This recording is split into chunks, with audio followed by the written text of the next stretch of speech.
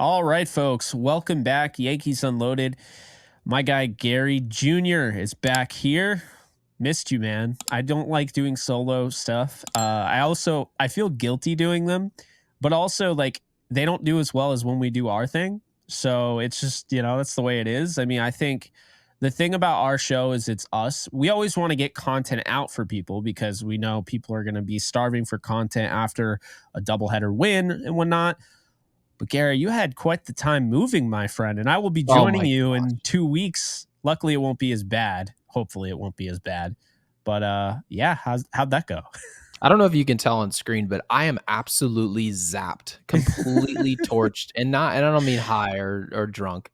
I mean, I have I know what you about mean. no energy whatsoever, and the only thing that can get me off the mat is this 3-1 loss from the Yankees. And I felt like it was a perfect time to come out and have a conversation because I think that, at least to echo what you just said, I don't think anybody likes making solo content. I mean, solo content is it's like a PowerPoint presentation. I mean, it's not easy. And depending on what you're talking about, like, yeah, if the Yankees win 10-2, solo presentations get really fun, but it's me and you can sit around and dive deep into what happened on the field in a 10-1 loss. I mean, we did it multiple times this year, got really good turnout, but part of that is because we have this one-on-one dynamic that we can work out.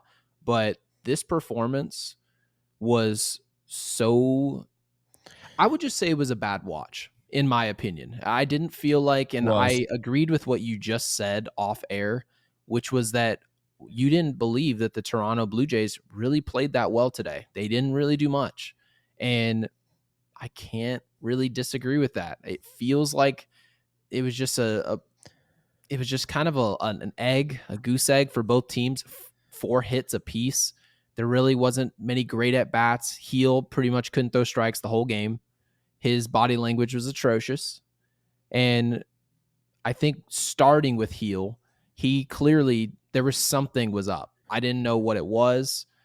It always could be release. Who knows what it could have been. So, yeah, I think my whole takeaway of this game was I want to also credit Boone for leaving Heel in the game because he did burn us some innings. I mean, shoot, we don't get that. We don't get that last year, right? I mean, Heel is out in the first inning last year, so I I know. like credit to Heel for sticking with it. He had no stuff at all, and yeah, it was a tough one today. Yeah, I agree. I mean, let's start off with that. Heel pitching 5, his longest outing of the year, which is so bizarre. 7 walks, 6 strikeouts, That's 3 so earned bad. runs. I know, really bizarre. 3 hits. How about Marinaccio bouncing back in this one? I thought he pitched really well. If We've you been told asking for him. me, I know. If you told me, man, that going into say the second inning, because it was the first inning where he like couldn't find the zone. If you told me with all those walks with Luis Heel, actually I think it was the second inning, that they were only going to have 3 pitchers utilized, only 2 bullpen pitchers used, I would have said there's no way. No And shot. that's the impressive thing. Also, to be fair, it's what happens when you play, on the road against a team that's winning going in the ninth. You only have to, field 8 innings. But Santana once again looked pretty good. At the end of the game, he gave him a chance. The offense was really atrocious. I mean, for the most part, it just wasn't a good day. Only 2 walks at the dish. I mean, you look at the Blue Jays forcing 8. That looked more like Yankees baseball that we've seen. Oh, dude, first off, if Toronto's walking 8 times, you didn't pitch worth a damn. Let's be clear. Toronto's a free swinging offense. I Yeah. think that's a fair way to describe this offense. They want to put the ball in the seats. They want to put the ball in play. You see with Bichette, you see with Guerrero. I mean, Guerrero swung at a pitch that was almost in Scottsdale, and he swung at it today for strike 3. So, and that's no knock on Vladdy. Very good player. Um, Obviously, plate discipline can get out of whack at times, but he usually can eventually hone that in. Today, it was atrocious. And I can tell you right now, they said it on the broadcast earlier. I'll mention it again today. That Blue Jays bullpen is not good. We No. laid down immediately. The second those guys got out there, not a hit, not a walk, nothing. We didn't do anything to get on base against those relievers. If you allow the bullpen, that is a bullpen that is not good, to pitch essentially 3 full innings of perfect baseball against you, that's not the Yankees' way. It was an off day, not a good performance. I expect better tomorrow. Yeah. Grisham has not gotten a hit this year. Has a 0 batting average in 10 plate appearances. He had a walk, but man, didn't it feel like they missed Stanton today? Like, it was funny when I think it was the ninth inning going into it. You know, they have that little promo before they go to commercial. We'll be right back. Yeah, it was funny. Like, the way Michael Kay said it, it was, and I'm pretty sure Aaron Boone has the 3 guys that he would want the most: Soto, Judge, and Rizzo. And I was like, wait a minute, one guy's not like all the others. And look, I'm not hating on Rizzo. I would have rather had Stanton. I'm not saying to pinch hit, but it just felt weird today not having Stanton. And I'm glad we're talking it like that now. I'm glad we're in that position where it's like, man, I wish Stanton was out there, because it wasn't that long ago where you and I were like, yeah, this might be the end of the road for Stanton. And I felt like they missed that power in this type of game. I mean, I'm not saying Need he's some presence 100%. now. Yeah, I'm not saying he's 100% hitting a home run, but in a game where you only have 4 and they only have 4 in the hit column, having that type of power might have helped, and I think he's been really doing a nice job lately, working counts, getting the pitch to hit, even if he has to leg out a single, which he did, yesterday. Austin Wells continues to be the most unlucky hitter. Every time I watch him, I'm like, dude, this is painful. And you could see him. They were making fun of him on the broadcast when Rowson's going over the thing with Rizzo, and they're like, Wells is just like completely dumbfounded. He was just like, Yeah, and I guess the main thing for Wells is that not to lose confidence. yeah. And again, and I said this a That's couple what episodes Flaherty was ago. saying, who Right. ironically was a hitting catcher.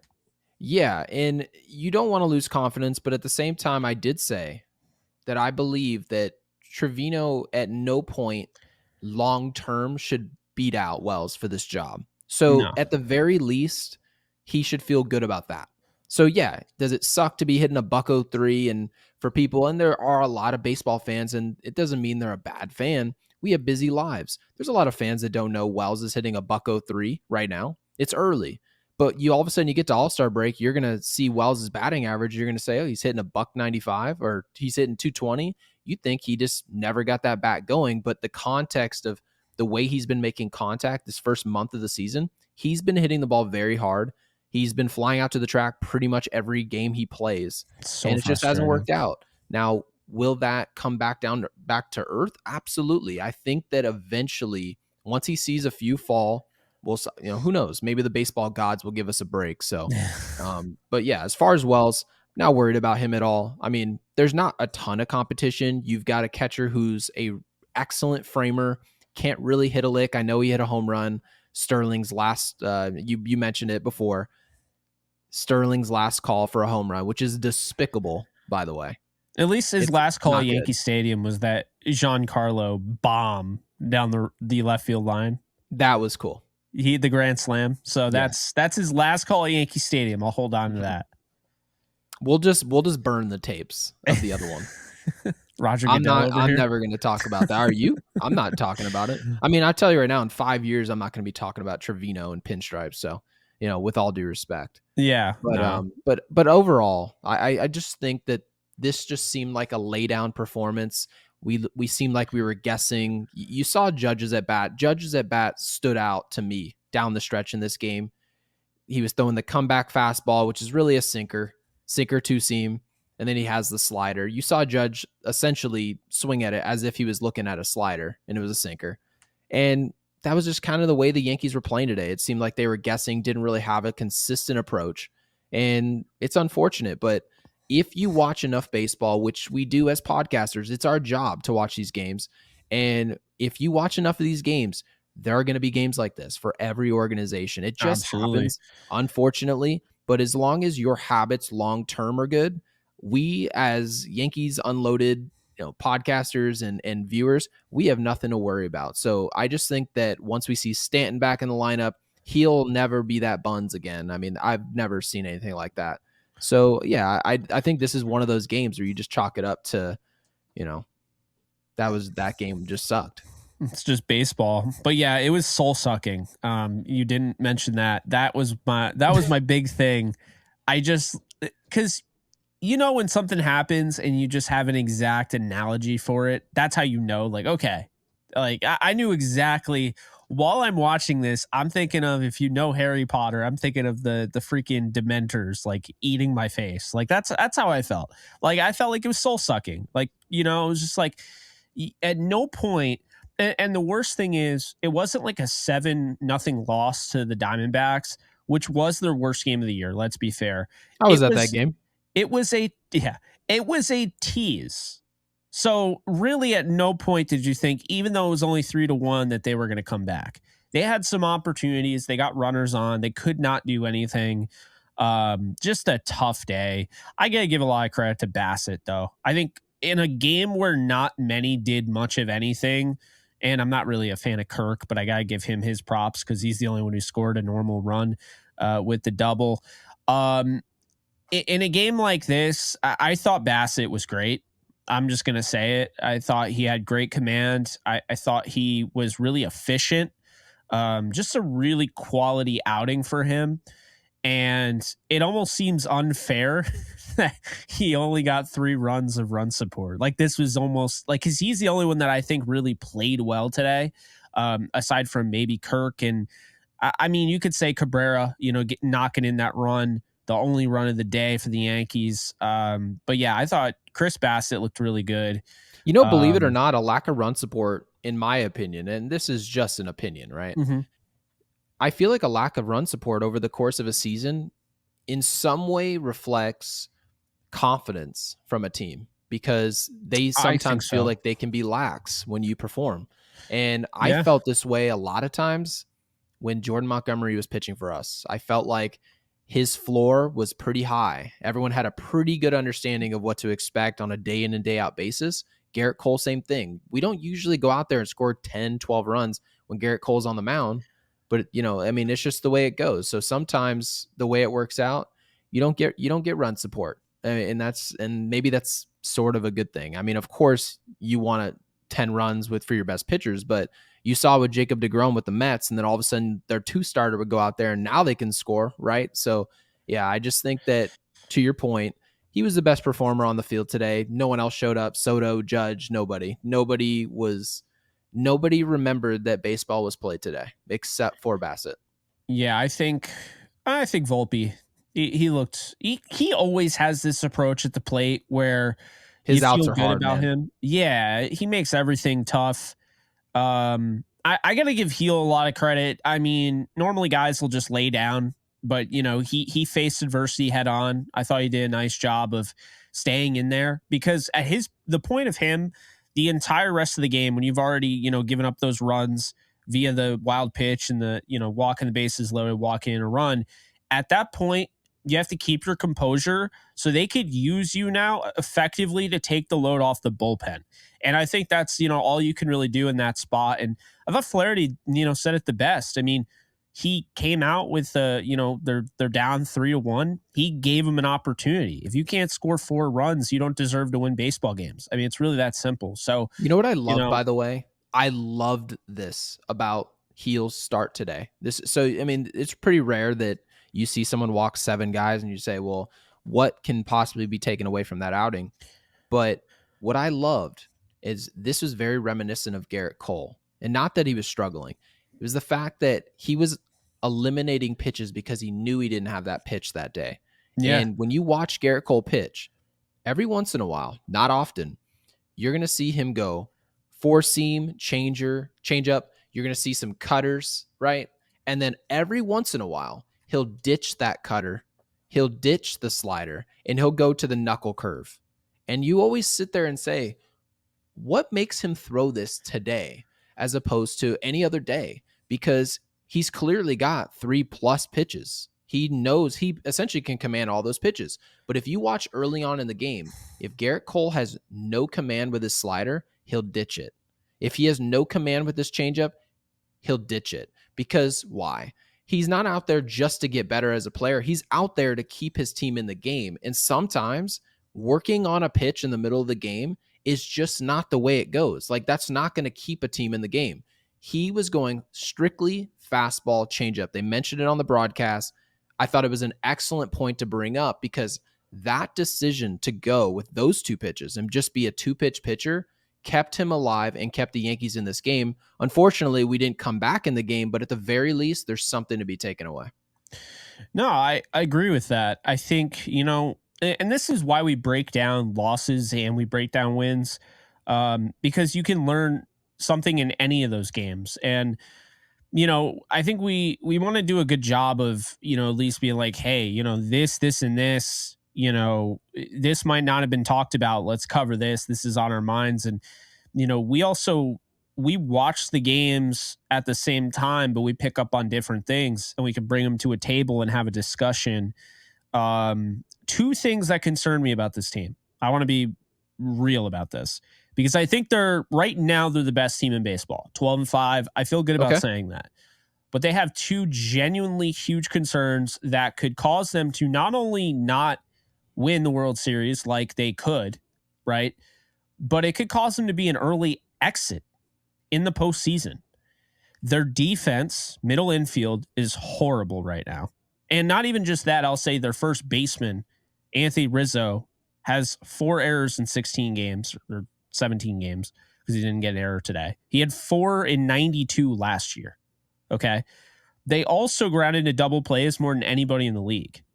Okay. So they have tons of errors.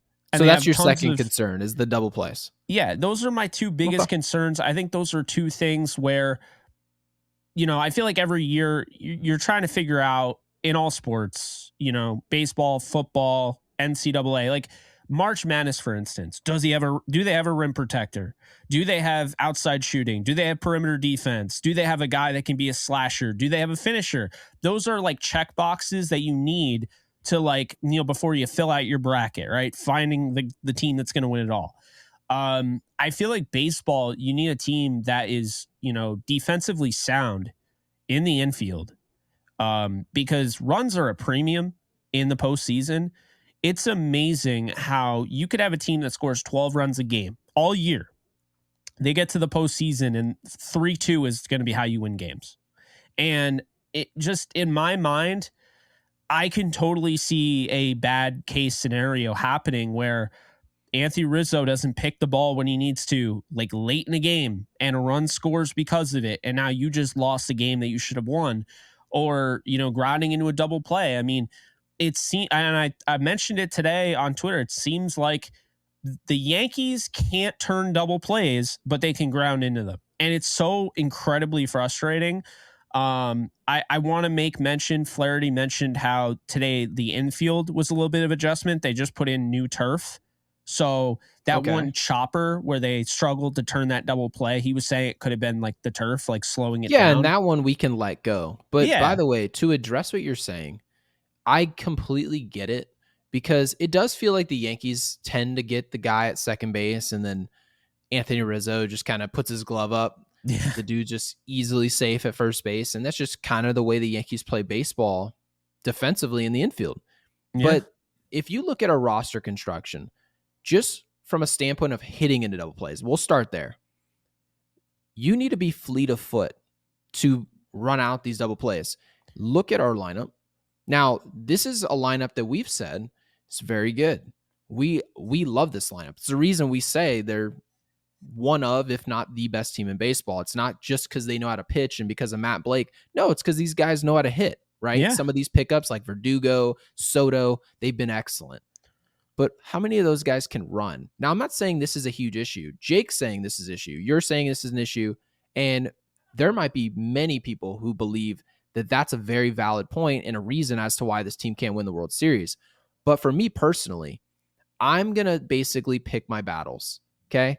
I'm going to say if we're a team that can pitch, and I believe when Garrett Cole comes back, this team can pitch, okay? Check that box.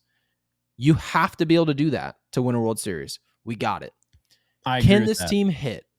Yes. They absolutely Based on the depth this team has, they absolutely shouldn't have as much of an issue scoring runs as they have in the past in the postseason, because a lot of people tend to forget this lineup is the reason we haven't won a World Series. Mm. It's the reason we haven't won an American League pennant is the lineup. We've scored one, we scored two. A lot of those Astros games that we blamed on the trash cans and the buckets and all this, the wiring, we scored a run in like two of those games. So if you want to come back and say, why did we lose those games? I tend to look at our inability to swing at strikes, to command the zone, and our inability to essentially get clutch hits, come through when it matters, guys in scoring position, right? But Yeah. as far as hitting into double plays, when you look at this lineup, it does make a lot of sense why we ground into double plays. If Anthony Volpe hits a ball on the ground with a man on first base, he has a genuine opportunity to leg it out, and most likely he will. And that's what the tape has shown, is that he's had that ability. But look on down the rest of the lineup. Soto, Judge, Rizzo, Torres, Verdugo, Cabrera, Wells, and Grisham. Which one of those guys is fast? I think Soto's decent. So is decently average speed. I think Judge is average speed. I think Rizzo is not. He is not going to beat out any double play. Torres doesn't run super fast. Torres is, well, first off, Glaber's not running out anything. So, and No. that has nothing to do with why he's on the team. That's not his role. Yeah. His role is not to be Anthony Volpe and spray the ball the other way. And now the coach is saying, okay, well, we can get him in the scoring position here and set up Soto's at bat. That's not the way Gleyber Torres plays baseball. He's a producer of runs. Well, that's a really good asset to have for a lot of teams in baseball, including the Yankees. Yeah. But it doesn't help you prevent double plays. But as far as the defense, I think right now this Yankees team is pretty weak defensively at third base and second base. I think Rizzo will be fine, to be quite honest with you. I know he's been playing atrocious, but the bats come alive. I think in general, he feels like he's contributing now, like no doubt about it. And he'll get better defensively. I get he's aging, but I'm not worried about him per se, because he has a long-term past of being great defensively. But who doesn't, right? Who Yeah. doesn't have a long-term past? Gleyber Torres and Cabrera at third base. Cabrera has been excellent offensively, but there's drawbacks to putting him at third base. One of those drawbacks is that you're not going to get the best defense. Maybe he can be league average and that'll work. But a lot of teams in Major League Baseball, they don't just say we got a league average guy at third, we got a league average guy at second base defensively, and then now we're preventing runs in the World Series. Like it's damned if you do, damned if you don't, because if guys are good defensively and they're hitting the way these guys can hit, I mean, they're superstars, to be quite honest with you. So Yeah, you're not going to be able to keep them on your roster. No, I get that right. part. I think really like, I mean, I've already talked about it like on the other episode, that I did last night. And I want to actually get your thoughts real quick, because I mean, I'm still somewhat bitter about that loss. Way more so than today. Today, they didn't play well, whatever. They should have won yesterday. Like, I understand they're going to probably lose 10 games like that this year. But my biggest issue is you have runners on second and third. There's no force out. How does Boone not walk the bases loaded? And then to make matters worse, you do infield in. So you go infield in without that force. So now Glaber is out of position, who also just hasn't really been playing well in the field regardless. But now He he's put a out of decision position. into his hands of the fielder. You don't want to do that. Yeah, no. Anytime you're going to talk about, I mean, I think it's fair, we both would describe Gleyber Torres as an average to below average defensive second baseman. Yeah. Now, when you're talking, and then I literally just named two guys and probably three right now who are playing below average defense in the infield. But having said that, you want to take the decisions out of their hands when they're Exactly. not making proper choices and they're not making the plays.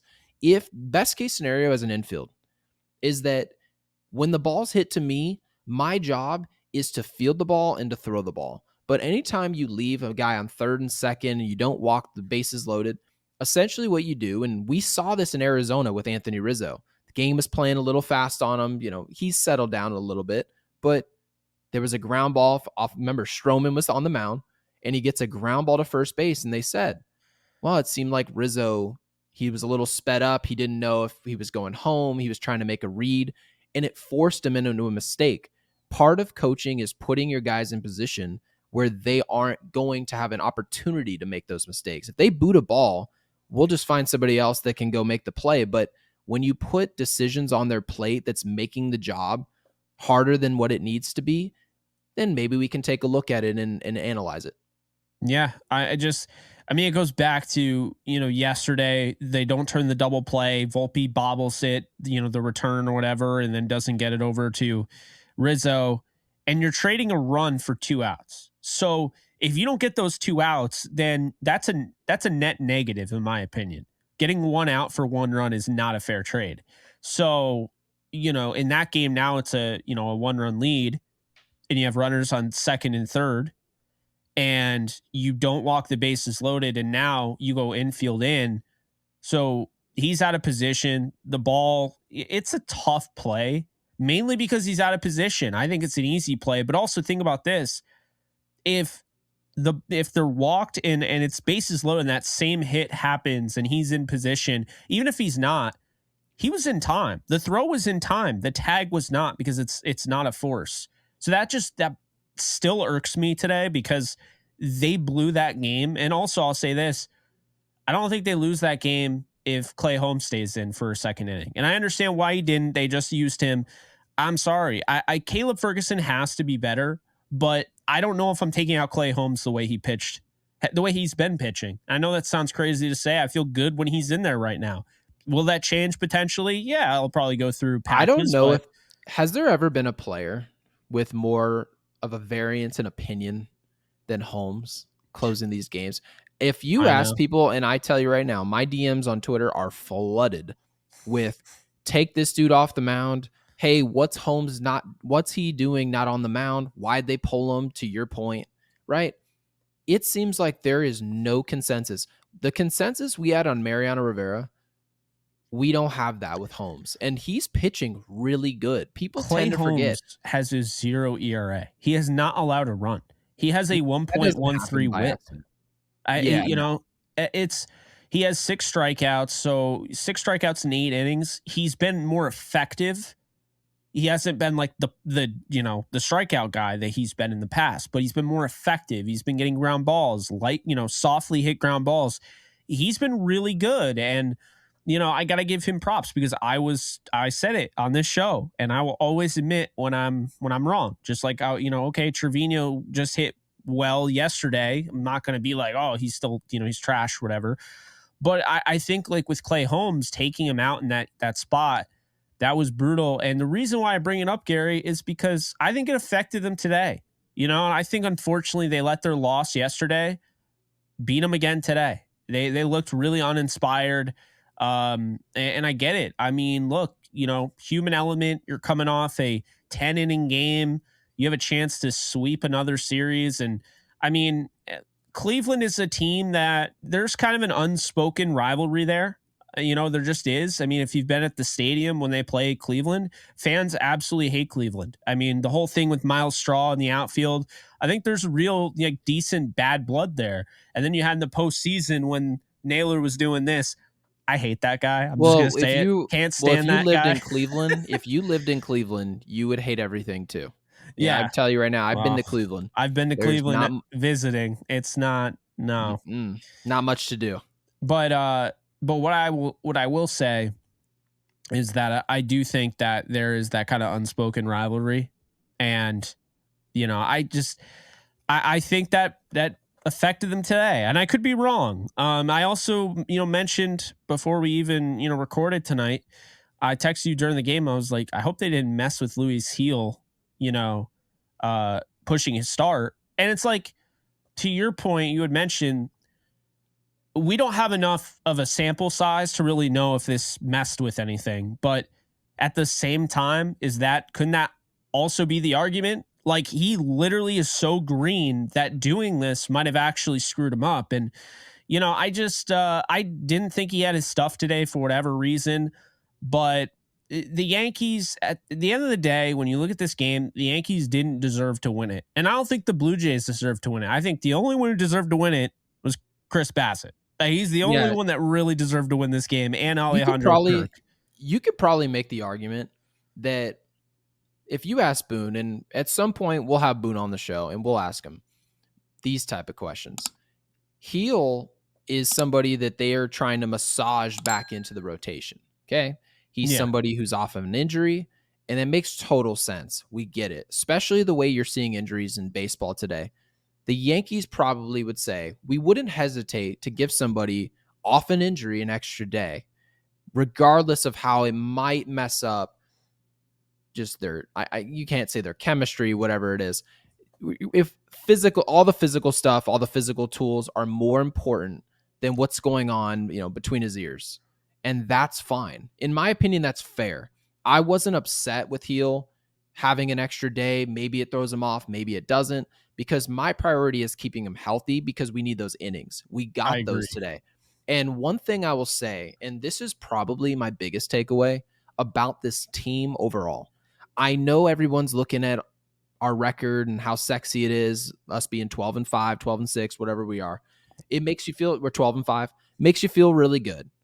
But having said that, if you look at when the Yankees lose and when the Yankees win, we win when our bats show up.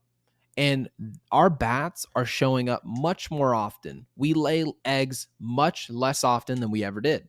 And so my conclusion to that is that Matt Blake and Brian Cashman, since we don't really love to give him credit, I like to criticize some of the moves he's made, but he's also made some good ones as well. He's snuck in a lot of underrated moves as far as the mound goes. So having said that, we're going to pitch well this year, regardless. Yeah. Unless guys are just dropping like flies with injuries, we're going to get our outs. And even then, with injuries, we're probably going to get our outs anyway. Our issue has always been, in my humble opinion, we need to score. And you can kind of watch in the fourth and fifth inning, and they go into the bullpen, and you say, okay, let's see what type of at bats they work here. And then they lay down out number one, out number two, and you say, okay, it's one of those days. It was just one of those days. It didn't look like, and I know it's baseball, it can turn on its head at any point, but the way the game looked, it looked over already. And so that just happens. We saw it in the 7-0 D-backs game. We saw it tonight. Yesterday was a different story, of course. It's baseball. But my takeaway again, if we score, we're going to win. Heel kept us in the game. We didn't score, we lost. So my thing is tomorrow we just need to show up with the sticks. Let's go. No, I agree with that. And, I want to add, because I played devil's advocate with the two things that concern me, but I also want to add something that potentially it could be a sign that this team is about to be even more dominant than we've seen. The Yankees, I don't know if you're aware of this. The Yankees are not top 5. We keep talking about how well they're hitting. The Yankees are not top 5 team statistics in any offensive category. Not batting average, not home runs, not RBIs, not stolen bases, not hits. Is that crazy? They're number 1 in wins, which we know because they lead the league. They are number 2 in ERA, and they have the most saves in the league. So their closer's been dominant. He's been lights out. When you see Holmes, well, shit, the game's over. Yep. That's pretty much been that. Holmes has had his shaky moments, but it was way early on in the year. He's been pretty dominant since. Earned run average, the Yankees have a 2.78 ERA, and that's without Garrett Cole. That's with starting. I mean, could you call Heel a rookie? He's not technically a rookie because he's pitched in the bigs before, but he's pretty much a rookie. He's a rookie starter. That's pretty much what we'll call him. A young pitcher in Clark Schmidt. I mean, I've been really impressed with the pitching, to your point. And once again, as bad as this looked like it was going to be, they only ended up giving up 3 runs. And what's If you even, told me this, I thought Heel was coming out in the second inning. oh I yeah, thought he was coming out. I was sitting there thinking, well, what is Boone doing? Because again, I'm a hindsight Hank. So is everybody watching this show. So is Jake. We don't have to live with the decisions that we make. We can just show up on the podcast and talk about it and say, hey, I got that wrong. Well, guess what? The manager doesn't have that opportunity. He has to no, live with the actual results of what happened. Guys can get hurt because of your decisions. Guys can become Cy Young winners because of your decisions. You can win a World Series because of those decisions. So, having said all that, Aaron Boone had a decision in the second inning, and Heel was absolute butt water. He didn't know where anything was going, including his best pitch, his fastball. So having said that, you could easily make the argument that Boone could have pulled Heel in the second inning. I probably would have. I knew from the get-go, hey, this guy, he does not have his stuff. And to Boone's credit, and this is why he's in the position that he's in, and I'm not, he had the ability to say, Heel's stuff, when it's not right, can get us through 5. That was the decision he made today, and the Yankees will reap the rewards. They will. Over the course of the season, whether or not we won this game, so be it. We lose this game, teams lose. Look at the best teams in the history of baseball. They all lose 60 games a year at least. Okay? So having said that, I said my biggest concern with this team was our ability to score 2 things, our ability to score and our ability to eat up innings with our starters. Aaron Boone made it a decision at the beginning of this year. He was going to grind innings regardless of how it looked. He's doing it. It, in my opinion, going to help us later.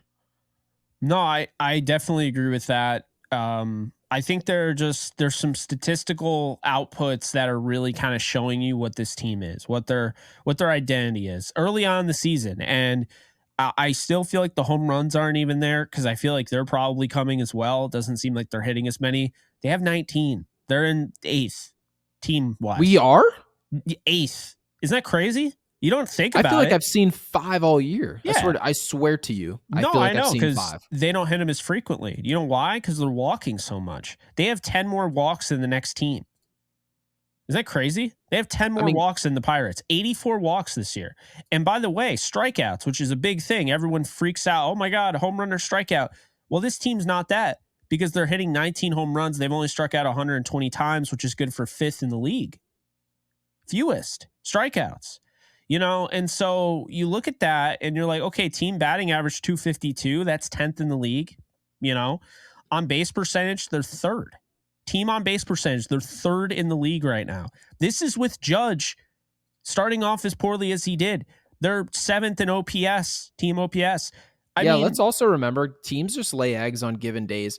Would you really expect, would this surprise you to tell you that I'm watching right now? The Washington Nationals beat Tyler Glasnow in LA. He's given up 3 runs already and is 2 2/3 of an inning's work. So we're sitting here going, geez, what's wrong with Luis Heel? He just has no control. He doesn't seem like he knows where it's going today. And the Dodgers' literal ace of the entire organization is just getting shelled by Washington. So I say that to say this, not to talk about the Dodgers. I say this to make a point. Sometimes guys just don't have it on a given day. All that matters in baseball, where there's 162 freaking baseball games, is that overall, who are you on a day in and day out basis? Who are you? And the Yankees right now are a amazing organization on the mound. We can work at bats better than any other team in baseball, and we'll pick our spots leaving the yard. Defensively, we have our woes. And you see the results. When you have all those things going for you and you have those flaws, it leaves you at 12-5.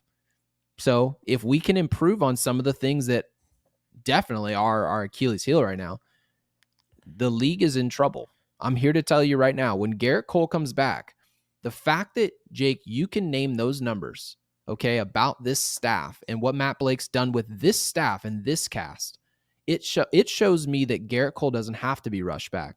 Garrett Cole, you don't have to sit him on the shelf either. He can do what's absolutely best for him physically, because physically, if Garrett Cole is on the mound for game 1 in a playoff series with this lineup that can take these type of at-bats, overall in a series, I believe this team is better than any of the teams so far we've seen in baseball. Baltimore, of course, can narrow the gap and possibly surpass us. You never know. It's all a matter of who's hot. But situationally, if you're looking at this team and you feel like we don't have a chance, I don't know what you're watching. Yeah, I mean, opponents' batting average against the Yankees, you know, they're 2nd in the league, right? Opponents are hitting 217. And it kind of goes to show you, I think the thing about Matt Blake that is so misunderstood is that people just assume if you're talking about a pitching coach, then that whole rotation is just throwing gas and they're just striking guys out left and right. And that's really not the case. They're 22nd in strikeouts with 128. That's fine because strikeouts are overrated. They are. Getting soft ground balls are just as good as actually they're better than strikeouts because strikeouts mean at the minimum you just threw 3 pitches. If you can just get ground balls all game, you can eat innings. And it Maybe only that's makes why we're the doing what we're doing. I think that's what it is, man. Would you Because I look at think that? think about this, the approach of the bullpen, right? What's the approach of the bullpen when they come in? They want to get soft ground balls, right? Mhm. That's right. Well, if you have that same approach as starters and you're, getting through the minimum and you're getting 7 innings done, now you're keeping the bullpen fresh and the bullpen's doing that, then they're keeping other guys fresh behind them. And you really kind of have to pitch that way if you're going to, essentially deploy your bullpen the way the Yankees do, very aggressively. I don't think anybody uses their bullpen the way the Yankees do. Now I know baseball is catching up with that in general, but yeah, I mean, I think that's a real thing. And by the way, to add on to your Tyler Glasnow comment, the Dodgers who stole Yamamoto from the Yankees, they traded for Glasnow. They have all these, big names. They have a 4.28 ERA right now. They're winning games because they hit more home runs than anybody else. Yeah, Pretty which is much fair. yeah, but pretty much the way you would have expected. Mhm. However, that's not sustainable. And if they don't figure out the pitching and say this is how it is the whole year, that is a team that you're looking at like that could be on upset alert come postseason. Yeah, and I'm sure the Dodgers look at it and say, well, the one thing that we knew for certain we were going to have for us is we were going to rake. Okay, we wake up in April, we're going to rake. I'll see you in October or September, I should say, for the Dodgers' sake, we're going to rake. But as far as the mound, you can just go ahead and assume, yeah, okay, Glasnow, Yamamoto. Some people did say, I think Yamamoto is going to take some time to get prepared for the big leagues. And I think you can see some of those growing pains that he's having in terms of control. But Yeah. I'm sure they're looking at it saying, Yeah, yeah, he's going to be really when these two good. guys I'm are not going, they're going to be gross. I wouldn't be concerned about him, but yeah, how about Colorado Rockies with a ERA that I've never seen for a team before? Can you guess? 5, No. 6, 9. 6.29.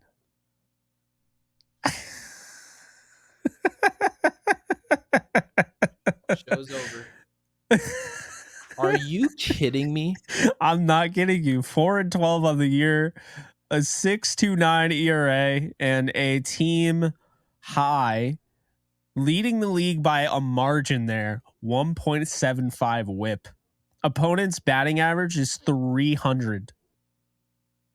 The Yankees is Okay, so let's be 217. clear here. Okay, for our audience, and we have some of the best audience with really, really excellent viewer retention. You guys actually stick around for the whole show, so I appreciate you guys so much. Yeah. I want to describe to you what that means in Colorado. Essentially, what you're seeing in Colorado and their ace and Kyle Freeland is that the second you see a Colorado Rockies pitcher on the mound, you immediately and expeditiously turn into Tony Gwynn. That's what is happening based on those numbers that you just gave me. I'm not even offering an opinion yet. He essentially is turning players, not just he's probably the best guy that they've got. And they're giving up runs like that. That's slugfest loaded MVP baseball 05 numbers. Makes no sense. And I get it. It's Colorado, not easy to pitch. But guys, only half their games are played there. Half. Oh my God, dude. It gets worse. So I just went on the Colorado Rockies main page on ESPN. First thing, Rockies starting pitcher Freeland injured on base paths, but okay. Oh, he pinch ran today. I just don't. Could you imagine if... Are they trying to win games? I don't think so, right? I almost just had a brain aneurysm right there. Could you imagine if Luis Heel or Garrett Cole or Marcus Stroman, they're like, Boone just throws him out to pinch run, and they're like, just send him around second base over to third, he pulls a hamstring. Who's the manager for the Rockies? I have no clue. Yeah, I mean, that's just... Kyle Freeland has a 13.21 ERA with a 2.55 WHIP. 2.55? 255. Oh, it doesn't end there. It So should. no, because Cal Quantrill, their big signing this offseason, I believe. Yes. Um, Okay. he's given up 4 home runs Okay. and he has a 5.57 ERA. Pretty good. Like that's considered good on the team.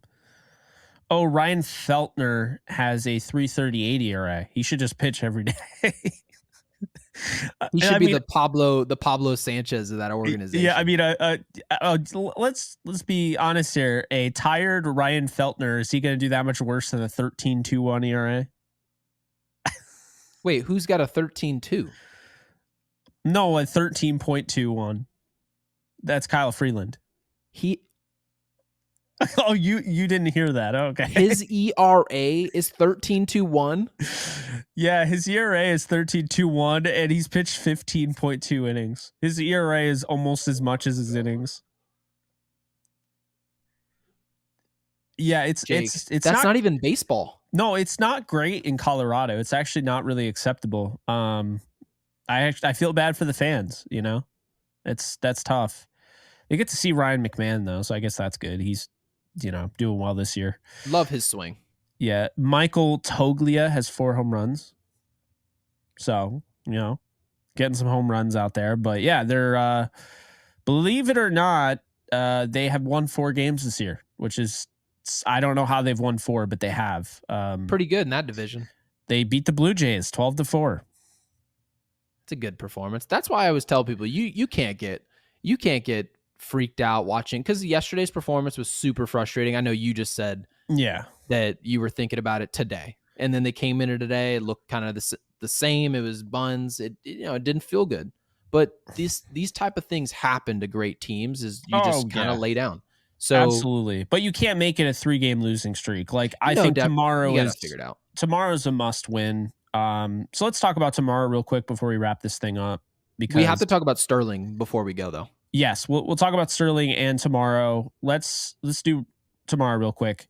Carlos Rodon versus Kikuchi. So Kabuti. Yeah, well, he wasn't the last time he faced the Yankees. He's gonna Kabuti on us. Yeah, apparently. So the odds are the Yankees are favored to win. Okay. But ESPN's matchup predictor has the Blue Jays winning 56.4% of the time via their simulator.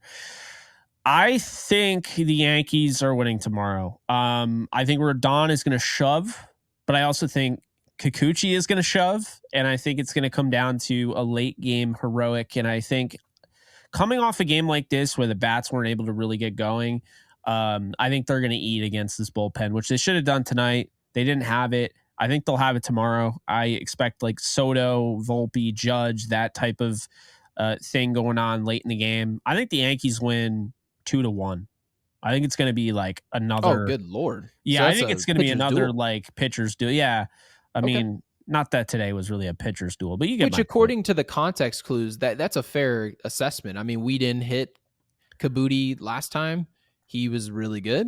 Yeah. So you have to give him credit. He's been really good this year. I mean, 2.30 ERA. Rodon 1.72. He's actually struck out 7 more batters than Rodon, which is kind of surprising. But I love that we're looking at Rodon now. So this is my favorite thing about Rodon. Yeah. Is when he gets on the mound. I remember doing this when Garrett Cole became a Yankee too. I said, let's just start counting the strikeouts. This is going to be easy and fun. But now I care about innings, which I never did before. So now when I look at Rodon, if he starts coming out of games in the 6th and the 7th and maybe even the 8th inning, maybe if he went CG in a game, I think I might run through this brick wall behind me. You have every right to, though. I mean, I also, by the way, tomorrow, Gary, I would assume Giancarlo Stanton will be in the lineup, right? 100%. He's not going to have another day off, is he? No, you can book it. He's going deep. I don't care what anybody says. I think he does as well. He's hitting a ball at least 112 tomorrow. It could be for an out, could be for a double that goes through the wall, or it could be to the third deck into Drake's house. I'm telling you guys, he's just reminded me, by the way, why I was so bitter about yesterday. It's because our guy Clase and how dominant he is Volpe was able to hit that, and I just thought that was such an important, at bat for Volpe's career to show, look, like that was a postseason at bat. That's what it Mhm. felt like in that moment. I mean, it's very real the Yankees end up playing the Guardians again in the postseason. Okay, very real. And Clase was like what you're going to see in the postseason. Very feared pitcher on the mound, feared hitter at the plate. Who's going to win?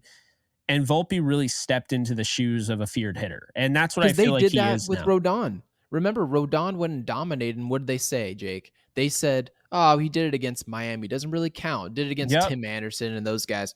Jake Berger. Doesn't count. Gary doesn't count. We're not going to count it. Well, do you Yeah. count Clase in Anthony Volpe's development? Because I sure as hell do. Yeah. Max T. Goodman on Twitter. I sent this to you. Yeah. According to Aaron Judge, hitting an Emmanuel Clase cutter is damn near impossible. That's the greatest quote I've ever heard. Yep. Anthony Volpe turned a 100.4 mile per hour cutter from Clase into a game tying double in the ninth yesterday. Just the 29th extra base hit anyone has had against that pitch against Clase since 2021. So that's why I think that's really why I was so bitter about losing that, because that felt like that was a big pivotal moment to do that. Then to get Clase out of the game and you lose. How do you hit Clase and then lose to, I think it was Beatty? Like, how? Come on. It should be batting practice after that at that point. But anyway. You'd like to believe they'd ride that momentum to a win, but like baseball's hard, man. It's just, sometimes it's just stupid. That's why they play 162 games. Everyone asks me all the time, hey, Gary, when do you think they'll shorten the baseball season? Never. Never. Reason being is because great teams will just show up to the yard and just get their brakes crapped all over by a team that's frankly not as good. But the point is of the 162 games is they design that so that everybody could play in every city, but then also the better teams will separate themselves. They'll kind of weed out these poor performances that every team has, and they'll have enough time to for sure make their stamp on the season. So yeah, I'm just really happy with what this rotation's doing in terms of its innings. The lineup's going to be better tomorrow. Stant's going to hit a ball 115, I'm telling you. And let's go get a win. And then we also need to talk about Sterling. So I've been waiting to talk about this because people have been irking me left and right with this topic about quitting your job on the spot, which is so funny.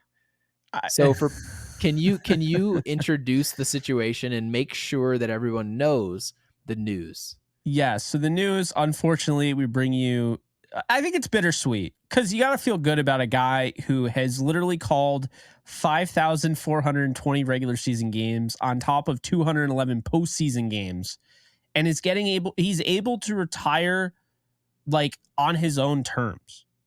I feel great about that. John Sterling, legendary play-by-play voice for the Yankees, is retiring effective immediately. There was stuff going around that he was retiring because of his health, because I think he missed like a series because he had the flu or whatever. That is not what's happening, because Michael Kay, who is in great communication, for those of you who don't remember, Michael Kay was on the radio with John Sterling for years. And Michael Kay had talked about it on the broadcast today. Like, yeah, it's not health related. He just decided one day, he was just like, I'm done. Like, I don't want to do it anymore. Like, I love being in the booth, but I don't love the trip to Yankee Stadium. And I don't love the trip back home from Yankee Stadium. Of course, people took that offensively. There are people saying like he's not, a true Yankee because of that, which is ridiculous. He should be a Monument Park. I think we can all agree about that. At least, a plaque of some sort. And in addition to that, Gary, that people were saying that he was quitting, and it was scummy that he was quitting on a team this early in the season, a team that could win the World Series.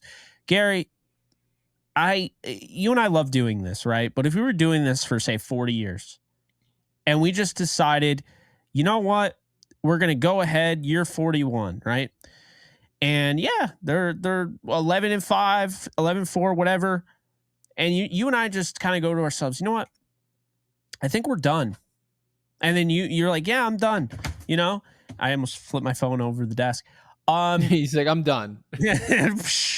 But like, There's something beautiful about that. And I think as creators, because I mean, John's creating content, whether people realize it or not, like that's stuff that's played back all the time.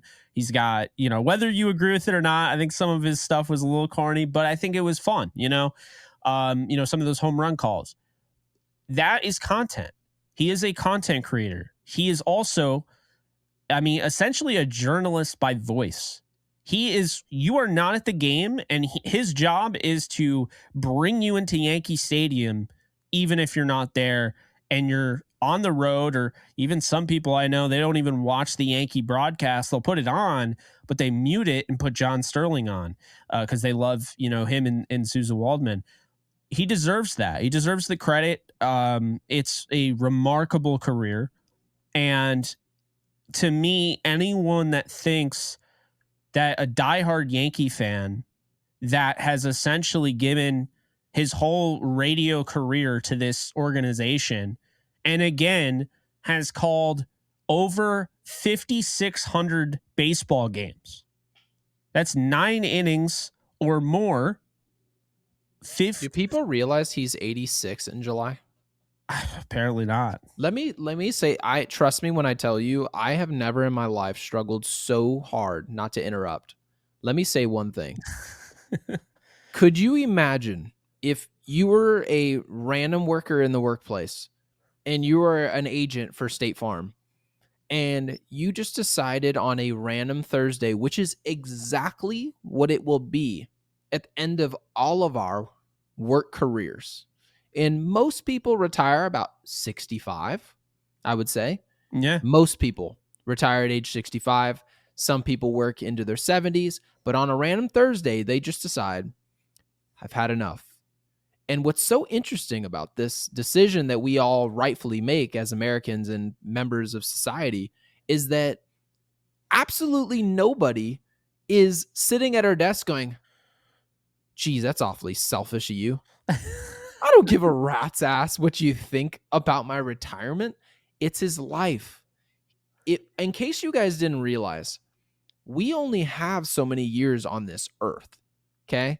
These are jobs we're talking about. This is not like some WWE we're just screwing around, and even those are jobs. Yeah. This is not make believe. This guy in John Sterling was doing a job to the point where he was doing it so well, whether you like him or not. He was doing well enough for enough people that he could decide when he wanted to quit. We will never have that opportunity. Us normal folk won't have that opportunity. So when people say that they hated his decision, that's not what they hated. They hated the fact that Sterling had the opportunity to quit when he was ready. And that's their problem. Has nothing to do with him. He worked his tail off for all this time for Yankees baseball. And I'll tell you one more thing. A lot of people look at Yankee Stadium and they see on Twitter that people are, I'm going to spend some money, put some money aside, go with my dad. I'm going to go to the game with my mom and my stepdad. We're going to make a trip of it. Guess what, guys? A lot of people could never afford to go to Yankee Stadium. But you know what they can afford? They can afford to listen to him. And his energy is what makes people a fan. Okay? You never know who's going to make people a fan. I promise you, as crazy as this sounds, our Yankee show at some point or another is going to literally create out of thin air a Yankees fan. Sterling's done that with his work. And hopefully, Jake, at the end of our careers as YouTube creators and content creators, which you just made the point, John Sterling is most definitely a content creator. It's if we're lucky enough to be able to quit on the spot, we've done something right. So congratulations to him.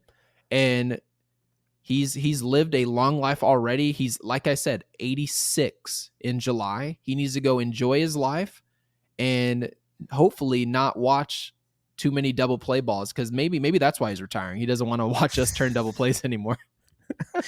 So good for him.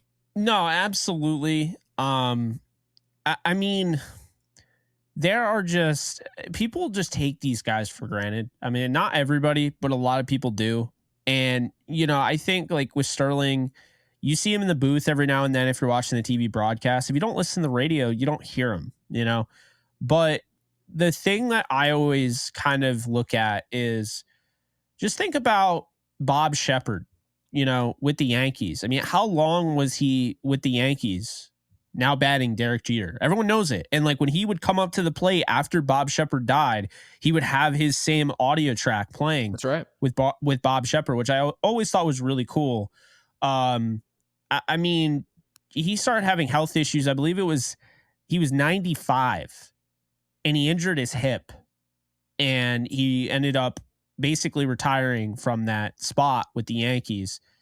And I mean, he passed away 4 years later, and it was like, right before his 100th birthday.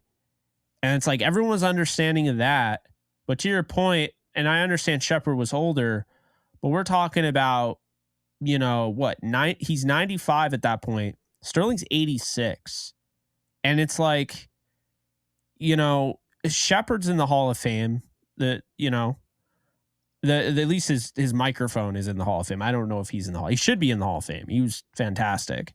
But like, for whatever reason, Sterling is getting some sort of blowback, and it's weird to me. Very weird. We don't have to mention his age, by the way, as to means to retire. Let's be clear. He's retiring because he's 86. I mean, he's an older man. And he has the right to make that decision. But here's the crazy thing. Michael Kay could retire tomorrow. And I speak highly on Michael Kay pretty much every other day on this show, right? Yeah. Will I critique some of the stuff? And will me and him have our one-on-one banter together? Absolutely we will. But let me say this. If Michael Kay, after his amazing career with the Yankees, if he decided tomorrow that he wants to spend time with his kids, he wants to spend time with his wife, you know what I would say? I would clap and be done with it. I would be happy for what happened and I would move on. That's what this stuff is. These are content creators making a living and they love this team. But a lot of people make real life decisions and decide this is just something I can't do any longer. And he decided, literally effective immediately, my last day was behind me. I am done doing what I was doing. I've given everything that I could give. And if it wasn't enough of what he gave and he needed to give you more after the age of 86, you message me and then I'll deal with you. No, I agree, man. I mean, obviously way, way less of a comparison, but my job before I quit and started doing content full time, I just had this, feeling. I was like, I just really, and I told my boss, I was like, with all due respect, and I think you were fantastic. Big reason why I stayed as long as I did. I don't think I can work another minute here. Where were you working? I don't want to say, to ruin their reputation or anything, but I was working basically selling window shades for a living. And you didn't want to retire at 98 and give everything to that company? No, I worked for 4 years. It was funny. I was going to put in my 2 weeks, and my grandpa, who ended up passing away, I visited him and, took care of him. We went to Florida, my dad and I, and, he was dealing with brain cancer. And I'll never forget one of the most in-depth conversations we've ever had while he's fighting brain cancer. And this is a guy who had made a lot of money and, had worked his tail off and was like the business guy. And he tells me, he's like, why are you putting in your 2 weeks? If you know you don't want to work there, just quit. There's nothing wrong with it. And at that moment, it's the most true thing ever. At that moment, because I had always been raised, not like by my parents, but just, the outside around me, like, you have to put in your 2 weeks, right? And at that moment, I was like, wow, I don't feel like I have to put my 2 weeks in anymore. So I got home from Florida, called up my boss at like 7 a.m. My shift is at 8. And I told her, and she was totally accepting of it. She supported it. And she thanked me for, all the time that I had spent there. And she said I was a good dude and everything. And, it's just funny because there it is. I just quit. I literally couldn't handle it. And I quit as soon as I got back from vacation. See you later, thanks guys. to my grandpa. But that's what it reminds me of. And that's why it's like when people are like, how did he come to this situation? The Yankees are so good so far. It's like, this is going to be like a World Series year. Doesn't he want to be a part of it? It's like, well, he's been a part of World Series before. But he's Like also still, guys. You're acting like if he decides he's retiring from the Yankees, or he's not if a he's Yankee fan like anymore. he's Like he just grew up a dead. Yankee fan. No, are you kidding me, guys? Let me ask you a question for you. No, not you, Jake. You in the audience right now watching the show. Do you feel like you're going to get an opportunity to enjoy a Yankees World Series win? Well, don't you think John Sterling will? Yeah. Sitting on the sidelines watching it. Give me a freaking break. He doesn't need to be calling the games to enjoy What's what kind of is on the cool table. Come is on. that he and Michael Kay are really good friends. I bet you he hasn't really watched much of Michael Kay's broadcast because he's always working. Oh, no. So Yeah, that's absolutely. going to be kind of cool that he can support him from the sidelines. And again, making the trek to Yankee Stadium, I get it, man. The traffic's awful, you know? They wouldn't even take me in an Uber to Yankee Stadium. I went from MLB Network studio in Jersey, and they Ubered me to the Bronx, and 4 different Ubers were like, "Nah, I'm not dropping you off over there." And I Oh was my like, "What do God. you mean? Oh, I didn't realize this is a thing. I'm from the West Coast. I didn't know this was happening." I said, Yeah. I "Well, mean, I I've mean, I've never got taken great in. tickets. I'm trying to go to this game." And they said, "Oh, it's because we're having a battle with the Ubers and the taxi riders, so they don't want us in the city or in the Bronx." And I was like, "Okay, so what now?" They're like, "Oh, I'm We're just gonna having have a to cancel the battle. ride." So I just sat on the side of the freaking road in Jersey. Oh That's my ridiculous. goodness. Yeah, Yeah, that's that is ridiculous. No one ridiculous. can make that make sense. So yeah, New York is a hassle in some way. You know, right? Yeah. Everyone's like, "It's so easy. You just get on the train." I'm like, "Yeah, and just get mugged." Great idea. Like, The train's not you- that bad, but no, I know what you're saying. they're like, "You can Uh, just get on the train at 2 o'clock in the morning. It'd be great. Just by yourself." that's what I do. Yeah, you're absolutely out of your mind. No, No, but it's props to John Sterling. yeah. Congratulations. Huge career, amazing. And enjoy it. Just enjoy the rest of your life. And hopefully, this team can win you a World Series. And I want to throw this out there. I thought it was cool. The broadcaster for the Angels, Wayne Randazzo, had a nod to John Sterling on a Mike Trout home run. He said, "It is high, it is far, it is gone." I feel like that's really cool. And I also feel like it kind of goes to show you John Sterling, he might not be, totally known by you if you've never listened to Yankees radio, but you've heard of him everywhere, all over the country.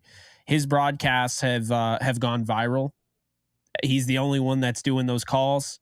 No one is gonna. I mean, if they do them, it's gonna be a clear copy of John Sterling. You've Because got to have balls to be different today. A I lot mean, of his people, home run calls were very different. oh yeah. I mean, there are some ones that are like, I always thought it was funny. I got a kick out of the 40-year-old Ichiro hitting a home run. The rising sun says sayonara. It's like the rising sun. He's 40 years old.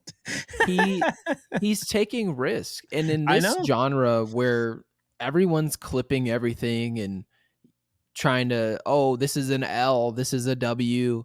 Oh my People are God. afraid to take risk. I know a lot of times in this content creation world, a lot of people will say, well, it's easy to feel confident, it's easy to feel, feel good in what you do. But if you pay any attention to and Yankees have more fans than anybody else. They also have more people criticizing you than anybody else. So it's very easy to doubt who you are and what you do.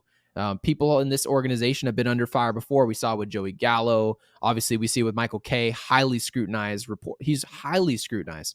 A lot of people don't realize that these jobs Yeah. are not easy. No. Okay, If you choose so to just it's toe just the not. line, okay. But, it's one thing You when got you to do actually that. step over it and you cross it. And that's the thing. Michael Kay is not afraid to do that. He No, he's not. talked about Otani, got a lot of Mhm. blowback for that. SNY booth also giving praise to John Sterling. He was one of a kind, and we love him. So there's a lot of people that really liked him, and he just seems like a genuine guy. I've never met him, obviously, but 1989 is when he called his first game with the Yankees.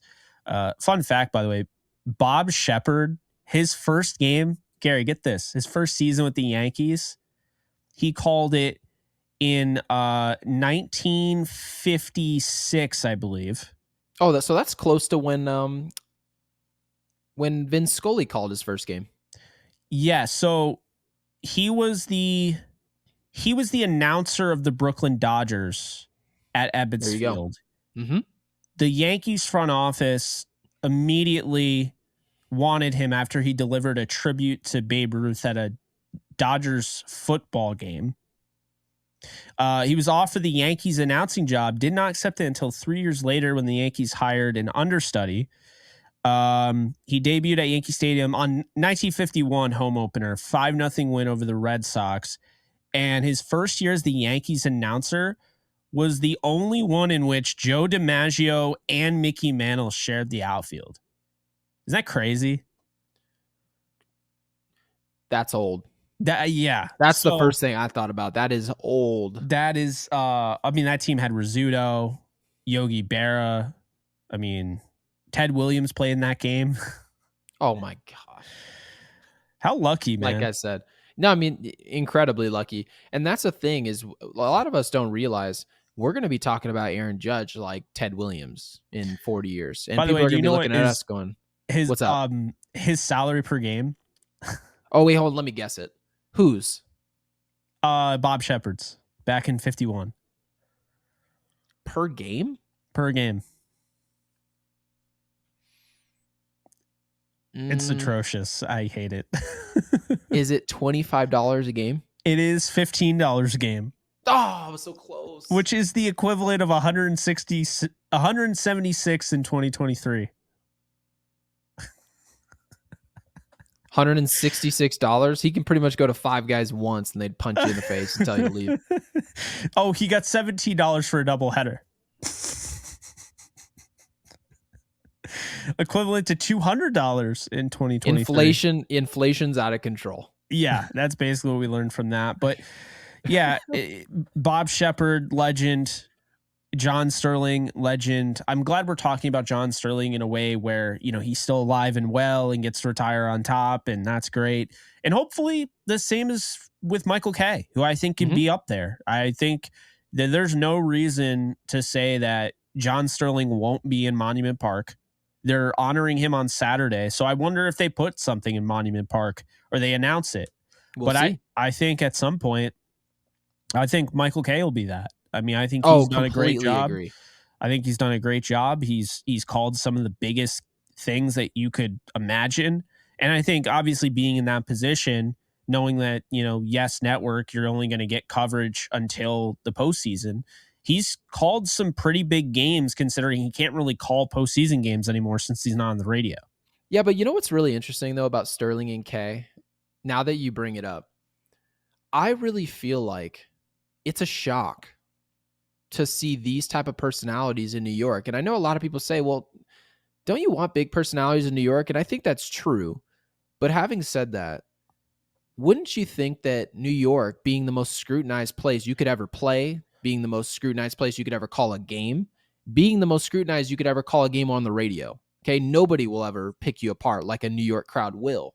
Now, having said that, you would expect, with that fact being true, that they would pick people who were very safe, people who took very little risk. You just said Michael Kay brought up Shohei Ohtani, and rightfully so. He has every right to ask questions that he sees fit.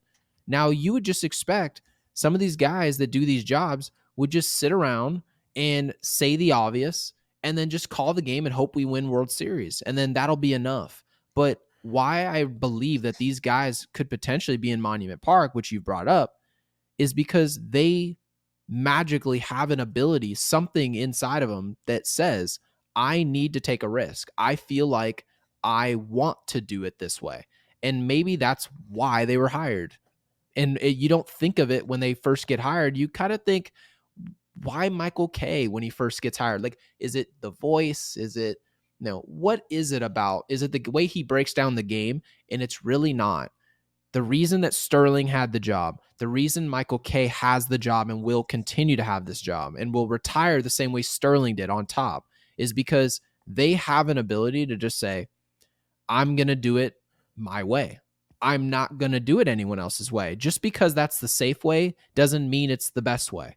So, yeah, I applaud John Sterling. I mean, obviously he had a great career, but we should all do our jobs the way we want to do it. Of course, you don't want to get fired doing your job, but as long as you know you're doing your job well, put your flavor on it, man. Like, do something different than what these other people are doing. Take a risk and do things the way that you do it. It doesn't have to be exuberant like all these other personalities you see. It doesn't have to be controversial. It's your way. And so I think that's the big takeaway I have. No, exactly. And by the way, a lot of people don't realize Michael Kay started in 1992 on the radio with John Sterling. So he's 63 now. Mm-hmm. You know, he's been going at it for a while. It'll be interesting to see, how long he does it. And I mean, his resume is so cool. I mean, think about this. He grew up his whole life. He wanted to be a broadcaster, the Yankees announcer. That was what he wanted to be. And his favorite player was Bobby Mercer. He got to literally call games with his favorite player. It's the best thing. It is the best thing ever. And yeah, and I just have no doubt. I just don't have any doubt. Everything about it, and I said this about the Mets broadcast as well. I've always felt like they had a really good broadcast. You take a great broadcast, because I'm telling you guys right now, look across the league. Go turn on some of these teams. Like, go turn on, Seattle and Cincinnati. And I'm not saying they have bad broadcasting crews, but when you have a crew that you've grown up watching, go turn on another team and tell me how that makes you feel. Tell me how much that baseball game could drag on. Whereas you turn on Yes Network and you get a different feel. Yeah. Right. So, I mean, that's just what, in my opinion, what makes it special. It's not just the players, it's the owners, it's the fans. Like, it's all these guys. So, yeah, am I sad to see Sterling retire? To be honest with you, I'm not. My opinion on this, and I feel like it's hard to have an opinion on this, but I always have to force it. My opinion is that I'm just going to think about what he did provide. That's it. He provided pure happiness for millions of people with this team. That was his job. I'm sure that's the reason he got into this job, and he did it to the best of his ability. No, I agree. I think it's very well said. It's like I said, it's bittersweet. It's also a reminder that time is ticking, whether you remember that it's ticking or not. You know how people always be like, wow, they got so old. Yeah, it's been 10 years. But just a reminder that that's happening. And win it for John this year. It sure looks like they're a good, very good team, like we're talking about. Should be fun. Tomorrow we got another show for you guys. Hopefully we'll be talking after a Carlos Rodon gem. I'm kind of thinking that's what we're getting. I think he found something last game, but we'll see if it continues. Guys, appreciate you as always for tuning in. Be sure to follow us on all social media at Yankees Unloaded, at Gary Sheffield Jr., and of course myself at JK Bogan. Be sure to like, subscribe, and comment. Hit the bell icon, and we'll see you guys in the next one. Later, folks. And Gary Sheffield Jr. from his new apartment says, like this video, please.